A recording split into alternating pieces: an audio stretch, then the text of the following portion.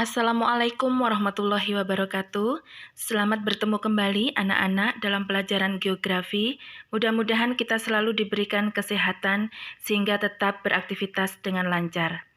Anak-anak, pada pembahasan kali ini kita akan membahas mengenai ruang lingkup, objek, dan konsep geografi. Yang pertama, kita akan membahas mengenai ruang lingkup geografi. Ruang lingkup dapat diartikan sebagai cakupan atau batasan. Jadi kalau sekarang kita membahas mengenai ruang lingkup geografi, berarti kita membahas cakupan ataupun batasan di dalam ilmu geografi. Nah, ruang lingkup geografi sendiri dibagi menjadi 3. Yang pertama ada geografi fisik. Artinya, cakupan geografi meliputi fisik seperti litosfer, ini lapisan tanah, atmosfer, yaitu lapisan udara, hidrosfer, lapisan air, dan biosfer, lapisan yang membahas mengenai makhluk hidup, yaitu hewan maupun tumbuhan. Ruang lingkup yang kedua yaitu geografi sosial. Ini mencakup aspek gejala di permukaan bumi di mana objek utamanya adalah manusia. Contohnya pada gambar adalah kepadatan penduduk. Kemudian, ruang lingkup yang ketiga yaitu geografi regional. Berkaitan dengan regional, ini pasti titik beratnya adalah pada wilayah ataupun lokasi. Jadi, yang dimaksud dengan ruang lingkup regional di sini adalah gejala alam yang ditinjau dari lokasi ataupun letaknya. Selanjutnya, kita akan membahas mengenai objek studi geografi. Objek ini artinya adalah pokok utama atau sasaran inti. Objek studi geografi dibagi menjadi 2. Yang pertama yaitu objek formal. Objek formal artinya sudut pandang ataupun cara berpikir kita terhadap suatu gejala di permukaan bumi. Berdasarkan objek formal ini, kita akan menganalisa sebuah kejadian tidak berdasarkan dugaan-dugaan saja, tetapi kita menggunakan prinsip yang biasa disebut dengan prinsip 5W 1H.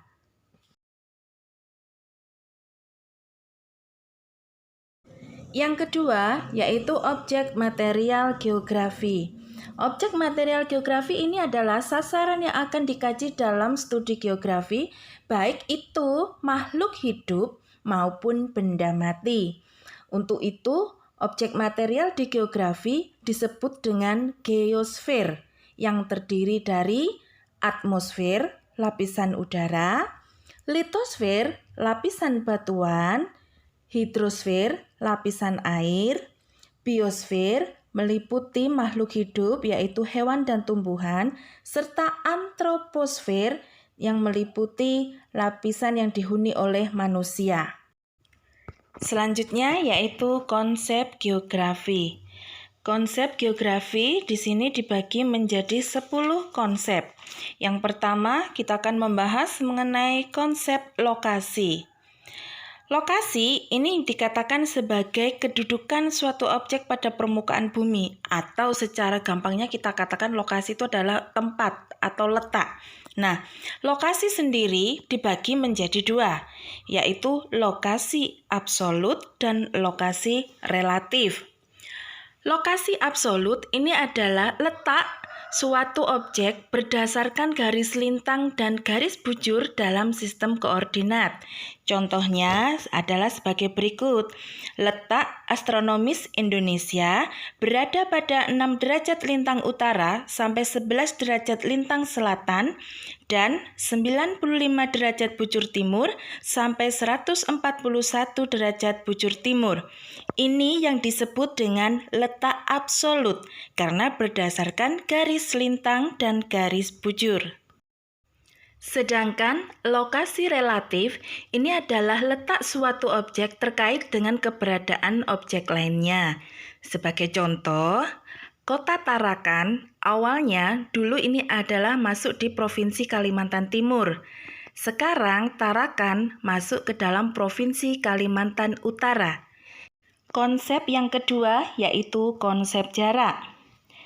Konsep jarak dibagi menjadi 2. Ada jarak relatif dan ada jarak mutlak.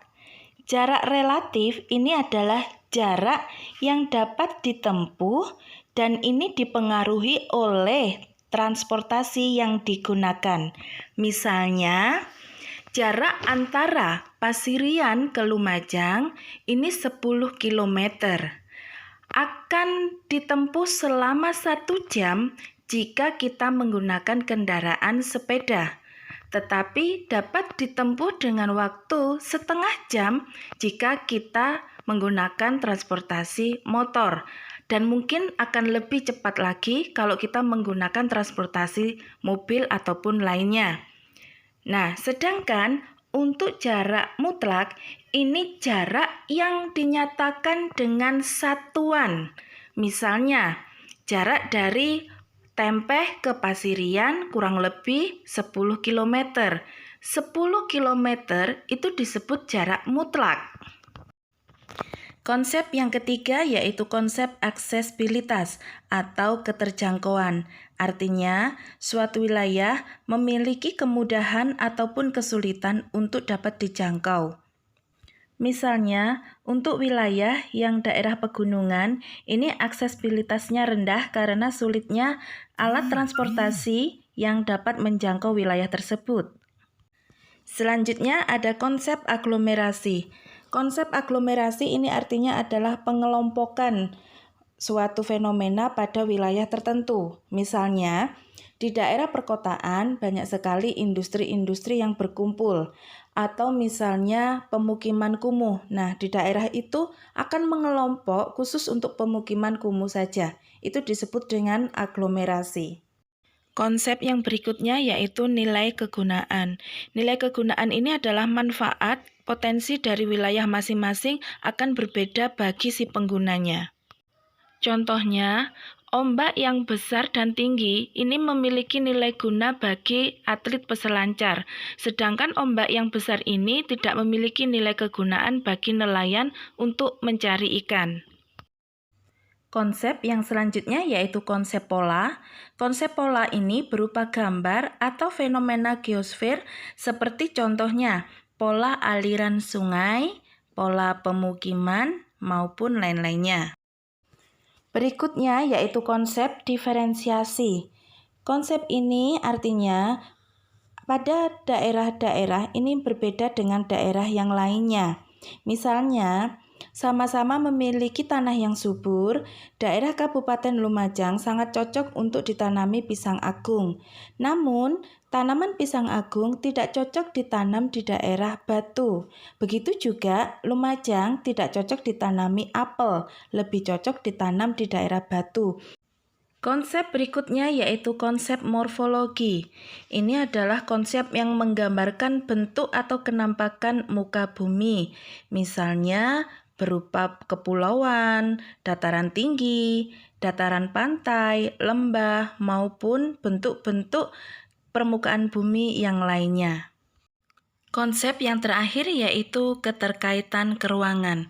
Artinya, suatu fenomena terjadi karena berkaitan atau disebabkan oleh fenomena yang lainnya. Contoh, di daerah Brebes, Jawa Tengah terjadi banjir dan merendam pertanian bawang merah. Akibatnya, harga bawang merah menjadi mahal. Berikutnya yaitu konsep interaksi dan interdependensi. Interaksi ini artinya terjadi hubungan antara satu wilayah dengan wilayah lainnya. Contohnya, wilayah desa menjual hasil panen sayurnya ke kota. Nah, ini akan terjadi interaksi antara penduduk desa dengan penduduk kota. Interdependensi ini artinya adalah ketergantungan. Contohnya, tenaga kerja industri banyak yang berasal dari penduduk desa yang pindah ke kota. Nah, demikian tadi anak-anak pembahasan materi kita mengenai ruang lingkup, objek geografi, serta konsep geografi. Mudah-mudahan materi ini dapat dipahami dan tetap semangat belajar dari rumah. Wassalamualaikum warahmatullahi wabarakatuh.